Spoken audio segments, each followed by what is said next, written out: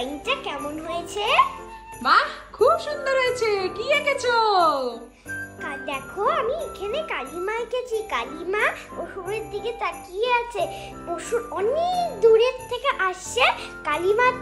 কালিমার চোখগুলো অনেক বড় বড়, তো এইরকম করে তাকিয়ে আছে। আর কালিমা এত রেগে গেছে, আকাশ পুরো নীল হয়ে গেছে, আবার আগুনও জ্বলে গেছে। ওরে বাবা, এত কিছু হয়েছে ড্রয়িং এ? হ্যাঁ, এত কিছু এঁকেছো। বাহ, খুব সুন্দর হয়েছে তো। কিন্তু মনা, তুমি এখন কালিমা কেন আঁকলে? কালী পুজো তো অনেকদিন আগেই চলে গেছে। তাহলে? আরে কালী পুজো অনেকদিন আগে চলে গেছে তো কি হয়েছে? আমি তো আম্মা বাড়িতে ছিলাম, কেমন করে ড্রয়িং করব? ওই জন্য এখন ড্রয়িং করেছি। ও, ওই জন্য এখন করেছো? বাহ, খুব সুন্দর হয়েছে, বিউটিফুল।